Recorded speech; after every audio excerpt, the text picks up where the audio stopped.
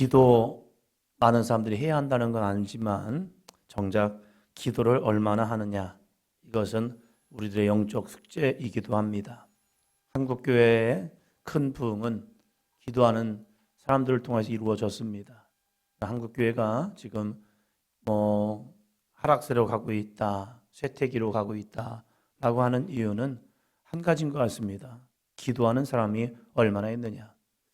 교회도 마찬가지인 것 같습니다. 교회도 부흥하는 교회는 교인 대비 기도하는 사람들이 많은 교회들은 반드시 부흥합니다. 그러나 이 교인들이 많음에도 불구하고 숫자적으로 많은 것 같은데 기도하는 교인들이 점점점 사라진다면 그 교회는 살아있는 것 같지만 조금씩 어둠으로 가는 그런 모습이 있습니다. 많다 적다가 아니라 우리가 얼마나 기도하느냐, 그리고 신앙의 유산은 교회를 다니느냐 안 다니느냐가 중요한 게 아니라 기도하는 자녀들로 키우느냐 그렇지 않느냐, 이것이 어쩌면 신앙의 가장 큰 유산입니다. 자녀들이 교회를 다니지만 기도하지 않는다면 그것은 신앙이 잠자고 있든지 아니면 어느 정도 병이 걸려 있다는 겁니다. 그러니까 그 아이들이 기도하는 아이들이 된다면 그 아이들은 하나님과의 관계가 연결되어 있기 때문에 그 아이들은 어느 상황과 형편을 만나든지 그 아이를 통해서 정말로 주님의 영광이 증거될 수 있습니다. 모니카가 어거스틴에게 준 신앙은 어머니의 기도의 신앙입니다. 허랑방탕했던 이 어거스틴을 변화시켰던 것은 어머니의 권면, 어머니의 따뜻한 사랑도 있겠지만 어머니의 기도의 삶, 끊임없이 기도하는 그 어머니의 기도, 그 어머니의 기도 가운데 한 주교가 그의 어머니에게 이러한 명언을 남겼죠. 가십시오. 당신이 그렇게 눈물을 흘리며 기도하는 자식은 결코 망하지 않을 것입니다. 당신이 눈물로 이렇게 기도하니 당신의 기도 가운데 당신의 아들은 결코 망하지 않을 것입니다.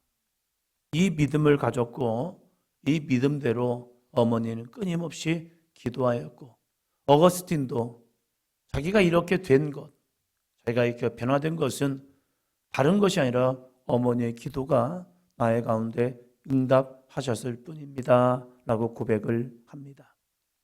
오늘 우리들의 기도가 왜 이렇게 이 한 주간을 시작하면서 일려선교부터 아동부까지 함께 기도합시다 하는 것은 기도의 모습을 보여주는 것도 참 의미가 있기 때문입니다.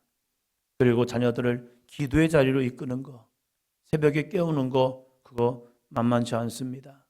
아이들이 자고 있는 모습 보면 귀하죠. 그리고 깨운다는 것이 쉬운 일은 아닙니다.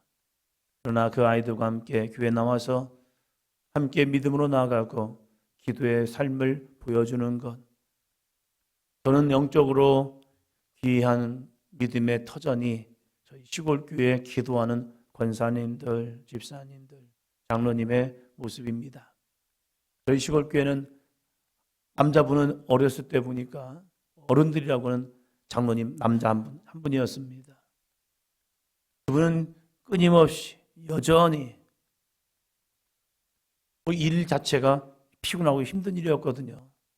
저희 아버지랑 같이 힘든 일을 같이 다니시면서 일을 하시던 장로님이셨어요. 피곤하고 힘들니까 새벽에 일어나서 기도하는 것, 그 정말로 어려운 일이죠. 그럼에도 불구하고 하루를 시작하면서 힘든 몸을 일으켜서 기도를 하고 가시는 모습들. 시골에서 목회를 시작하면서 두 부부께서 힘든 육신의 모습이 힘들고 걸어가는 것도 힘들어서 오토바이 타지 아니하면 먼 거리를 걷지 못하지만 끊임없이 새벽에 나와서 목회자를 위해서 기도해 주시고 성도를 위해 기도하는 그러한 기도의 모습들. 하루의 일과를 시작하기 전에 아내와 함께 또 와서 일을 하시고 기도하시고 가시는 모습들, 이러한 모습들이 귀한 도전이 되었습니다. 여러분의 평생에 주님 앞에 서는 그날까지 주님께 기도하고 간다면 그 삶이 정말로 아름다운 축복의 삶이 될 줄로 믿습니다. 마태복음 오늘은 14장에서 16장까지 말씀입니다. 이 마태복음 14장부터 16장까지 읽으면서 여전히 반복되지만 한 여인의 기도, 한 여인의 간절한 매달림, 많은 사람들은 안 됐어 그러면서 혀를 차면서 어떻게 이 가정에 이 여인의 집에 이런 일이 있지? 여러분 자녀가 귀신 들었다고 한번 생각해 보십시오. 예전에 귀신 들리면 정신병원이 어디 있습니까? 제어할 수 없어서, 통제할 수가 없어서 이 아이가 밖에서 귀신 들려가지고 뛰어다니고 정말로 세상 말로 미친 짓 하면서 다니는 모습들, 그런 모습을 바라보는 엄마의 모습이 얼마나 가슴 아팠을까. 그 가슴 아픈 그 여인을 향해서 예수님의 나오심, 놀라운 은혜이기도 하죠. 15장 21절입니다. 15장 21절. 예수께서 거기서 나가사 두로와 시돈 지방으로 들어가시니. 아멘. 예수님의 많은 사역은 갈릴리에서 이루어졌습니다. 갈릴리는 이스라엘 위쪽에 있는 호수이죠. 거기서 물이 이제 사해 쪽으로 흘러갑니다. 남쪽으로 흘러가서 큰 바다는 아니지만 바다처럼 여기는 그러한 호수지만 그렇다고 짠물이 되어버린 그런 사해, 내륙에 있는 바다. 이게 말이 좀 이상해요. 그러나 짠물이기 때문에 민물은 아니에도 그래서 사해 바다가 이루어집니다. 그러한 지역 속에서 이제 예수님은 거의 많은 대부분의 사역을 갈릴리에서 합니다. 갈릴리에서 한 50에서 60km 위로 올라가면 두로와 시돈이 있습니다. 시돈, 두로 하면 생각나는 한 여인이 있죠. 이세벨. 열왕기상 16장에 보면 아하방이 나오고 아하방의 아내였던 이세벨. 근데 이 여인은 이방 여인이었죠. 그 이세벨이 가장 잘한 것이 있습니다. 그건 뭐냐면 우상숭배입니다. 바알 신앙을 가지고 와서 북이스라엘을 변질시켜버렸고 그 이스라엘 가운데 가장 우상숭배가 심했던 시대가 바로 아하방의 시대였죠. 그러면 두로와 시돈은 이방 땅이라는 사실입니다. 예수님께서 이방인들 잘 상종하지 않으셨습니다. 잘. 그런데 그날따라서 갑자기 예수님께서 제자들과 함께 거기를 나가서 예수님이 사역하던 이 지역을, 갈릴리 지역을 벗어나서 두로와 시돈을 향하여 나아갑니다. 제자들이 이런 생각했겠죠. 왜요? 왜 이방 땅을 가시지? 이스라엘 사람들은요, 사마리아도 가기 싫어했습니다. 왜요? 혼혈이 되었기 때문에. 아수르 시대에 이 북이스라엘 사람들과 이 아수르 사람들이 다른 민족들을 데려다가 막 혼혈을 시켜버린 거예요. 왜? 하나로 만들겠다. 통일교, 요즘 많은 문제가 된 통일교. 통일을 시키는데 뭐까지 통일시킵니까? 이제 인종까지 통일시켜버리겠다는 거예요. 그래서 온 세계를 하나로 만들겠다.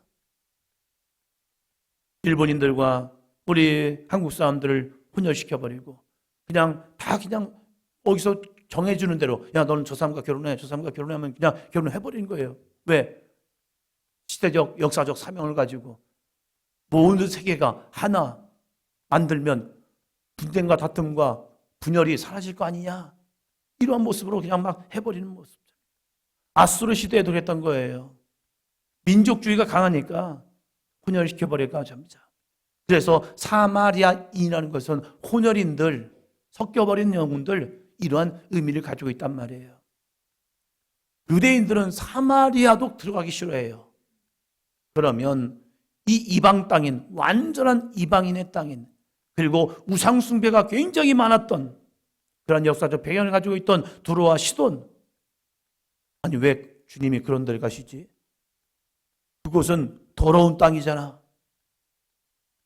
그 땅은 하나님을 모르는 땅이잖아.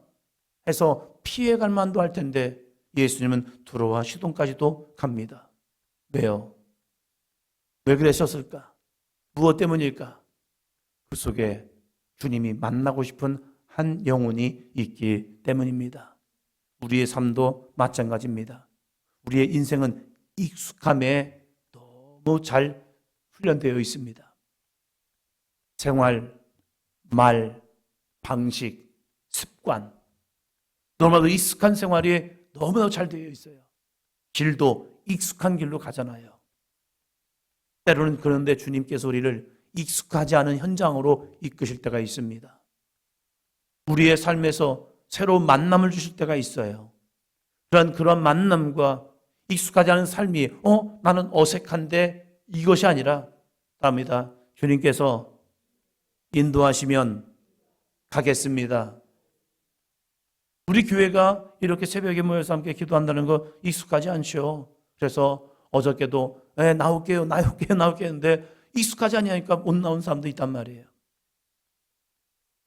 익숙하지 않다면 우리의 삶이 좀 힘들고 어렵단 말이에요. 그래도 익숙하지 않지만 한 번, 두 번, 세 번 하다 보면 그것이 조금씩 어느 순간에 내 삶에 스며들기 시작합니다.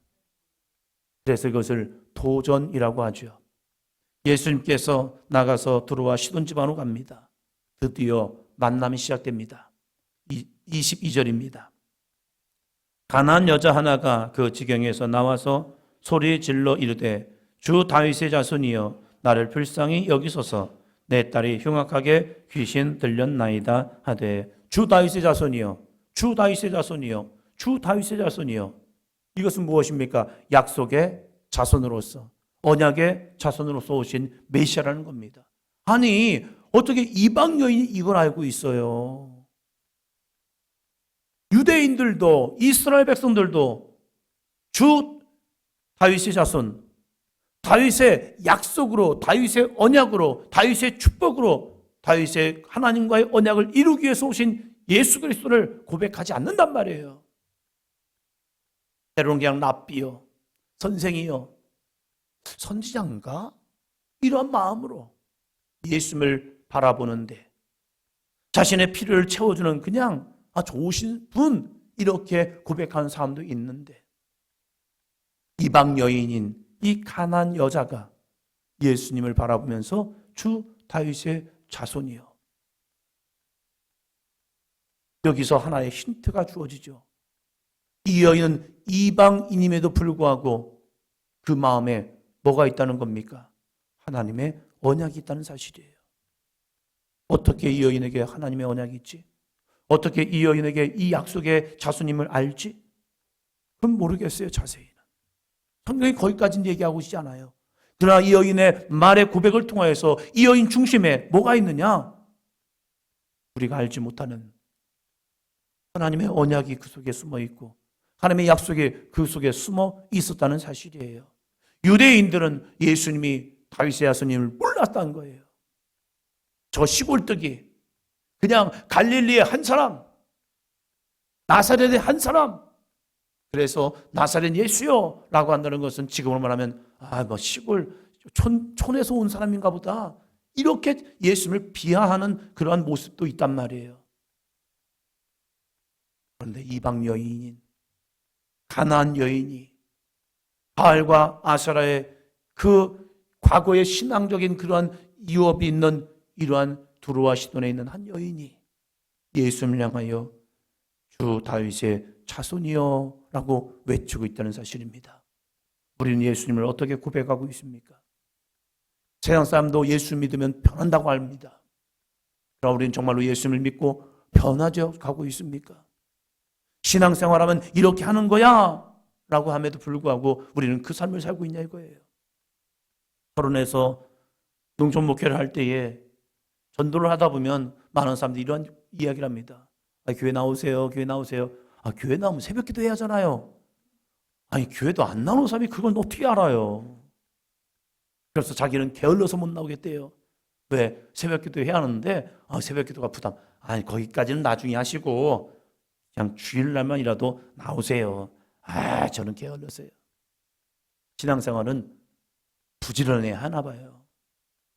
우리가 주님을 붙들고 주님의 은혜를 경험하면 그 주님의 사랑 때문에 나올 수 있는 거죠. 이 여인은 문제를 가지고 주님 앞에 나옵니다. 여러분, 문제 고통스럽죠. 힘들죠. 어렵죠. 그러나 문제는 주님을 아는 자에게는요, 예수님을 붙드는 통로가 됩니다. 문제 없이 살다가 예수님 바라보지 못하고 영원한 멸망, 지옥 가는 것보다 때론 내 안에 문제가 있지만 그 문제를 통해서 날마다 십자가의 은혜를 붙드는 것, 이것이 그 영혼의 때로는 은혜이기도 합니다. 우리의 인생 속에서 평안함 좋죠. 아무런 문제 없이 순탄하게 살다가 아이들이 잘 성장하는 것도 좋죠. 그러나 이 아이들의 인생 속에서 때로는 힘들고 어렵고 고통을 만나고 고난을 만나지만 그 가운데서 예수 그리스도를 만난다면 그 영혼은 예수님 만나지 않고 평안하게 좋은 대학 가고 좋은 직장 가고 그리고 결혼을 하고 가정을 이루고 살다가 그냥 죽는, 그래서 멸망받는 그 인생보다 때로는 문제를 만나지만 그 문제를 통하여 예수를 만나면 그 영혼은 구원받음을 통하여 축복의 인생이 됩니다. 사랑하는 성도 여러분, 이 가나안 여인이 예수 앞에 나옵니다. 그리고 예수 앞에 이렇게 부르짖는 겁니다. 주 다윗의 자손이요. 외칠 수 있다는 것은 믿음이 있다는 거예요. 주여! 라고 외칠 수 있다는 것, 그것은 믿음이 있기 때문에 그 소리를 내어서 외치는 겁니다. 외치지 않는다는 것은 무엇입니까? 내 안에 믿음이 흔들리기 때문에 그래요. 하나님은 우리의 중심을 보시잖아요. 맞아요. 중심 봅니다. 그러나 우리의 외형도 보십니다.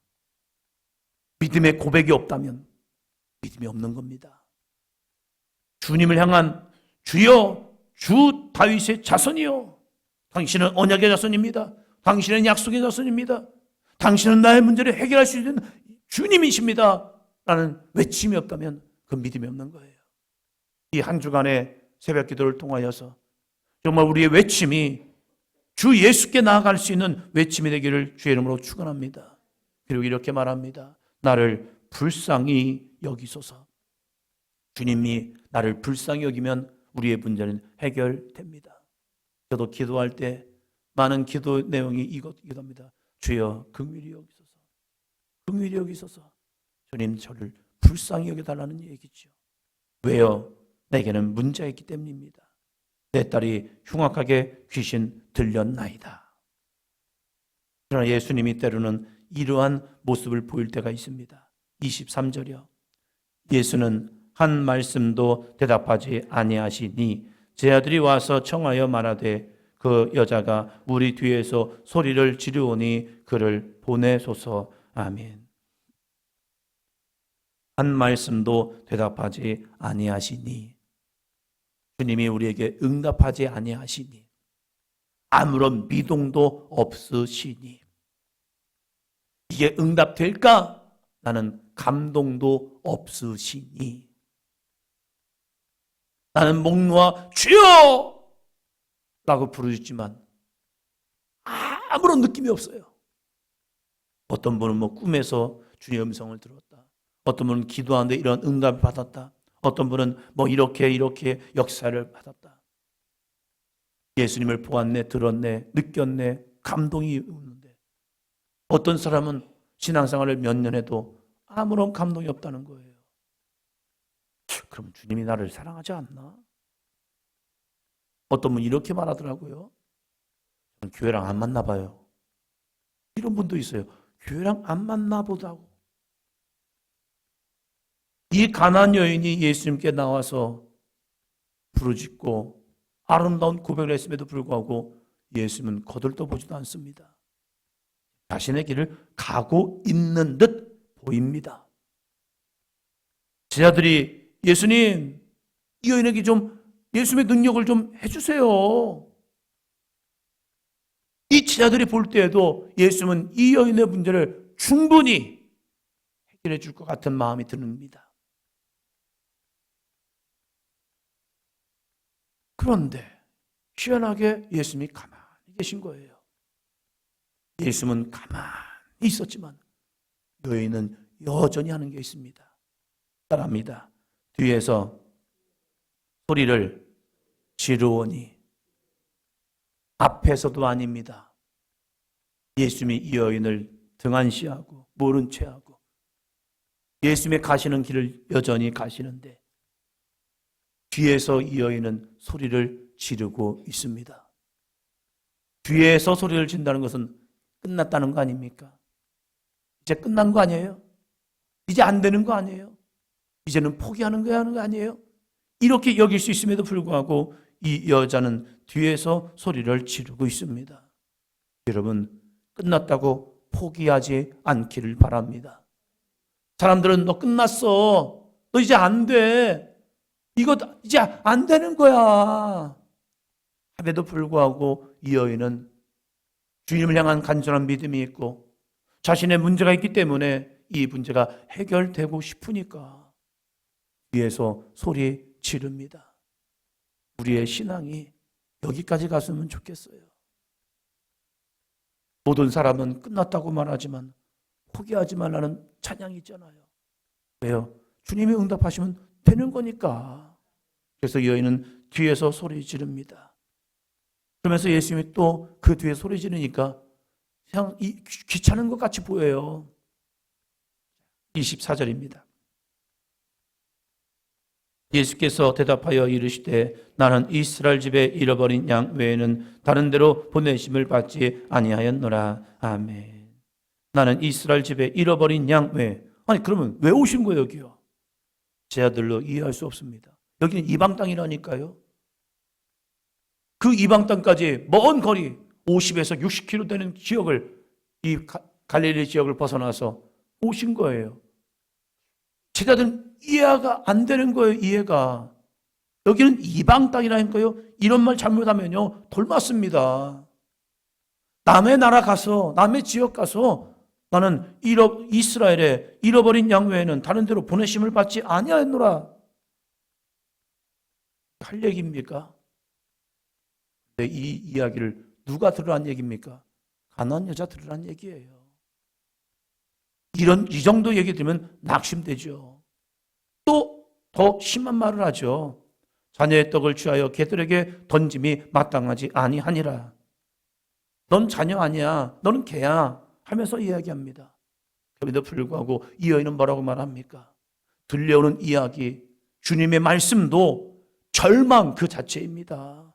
그럼에도 불구하고 나는 이스라엘 집에 잃어버린 양 외에는 다른 데로 보내심을 받지 않았다라고 함에도 불구하고 주여 저를 도와주소서, 주여 저를 도와주소서 더 외치는 거예요. 더 외치는 거예요.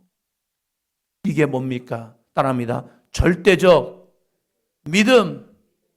다른 것 보지 않겠습니다. 오직 주님만 보겠습니다.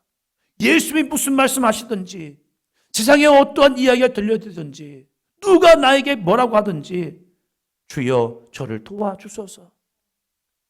자녀의 떡을 취하여 개들에게 던짐이 마땅하지 않는다. 이번 성경 통독은 저 나름대로 특별한 이 성경 통독을 하고 있습니다. 성경이 바뀐 지가 개역 한글판에서 개역 개정판으로 바뀌었고 그리고 수시로 세번역 성경을 읽고 있지만 말투나 이런 것들이 익숙하지 않아서 세번역 성경을 막 그렇게 처음부터 끝까지 읽은 적 없습니다. 그냥 필요하니까 조금 더 이해하기 쉬우니까 세번역을 쓰는데 이번 성경 통독은 그냥 세번역으로 쭉 하고 있습니다. 세번역으로 어저께 이 말씀들을 쭉 읽으면서 조금 다르게 다가오더라고요. 그러면서 이러면서 읽었습니다. 자녀의 떡을 개들에게 주는 것이 합당하지 아니하다. 그런데 이 여인은 뭐라고 말합니까? 오늘 하루 우리가 함께 묵상할 말씀입니다. 27절 말씀입니다. 여자가 이르되 주여 올소이다마는 개들도 제 주인의 상에서 떨어지는 부스러기를 먹나이다 하니. 신앙생활은 따라합니다. 내 자존심을 내려놓고 주님 바라보는 겁니다. 신앙생활의 가장 큰 걸림돌은 외부적인 문제가 아닙니다. 경제적인 어려움도 아닙니다. 신앙생활의 가장 큰 적은요, 내 안에 자존심입니다. 이 자존심을 버리지 못하면요, 주님 만났다라가도 주님을 떠날 수도 있습니다. 사람들이 던지는 말 한마디가 내 마음을 요동치게 만들기도 하고요, 주님을 오해하게도 합니다. 신앙생활은 내 안에 있는 자존심 속에서 이런 말들이 들려올 때가 있습니다. 너는 개야. 내 인생은 왜 이렇게 개 같은 인생을 살지? 나는 왜 비참한 인생을 살지? 나는 주님께 기도했는데, 나는 주님께 기도하고 부르짖는데 왜 내 인생은 되는 게 없지? 하면서 이 악한 영이 내 마음을 요동치게 할 때가 얼마나 많은지 몰라요. 그럴 때 우리는 그 상황을 그냥 그대로 인지하면 돼요. 그래, 나는 개다. 내 인생은 이렇게 망가졌다. 그러나 그 망가진 인생을 세울 수 있는 것은 오직 예수 그리스도밖에 없다. 내 인생은 힘들고 내 인생은 고난이지만 내 인생의 빛은 예수 그리스도다. 그러면 예수 그리스도를 붙들어야겠네. 이 인생이야.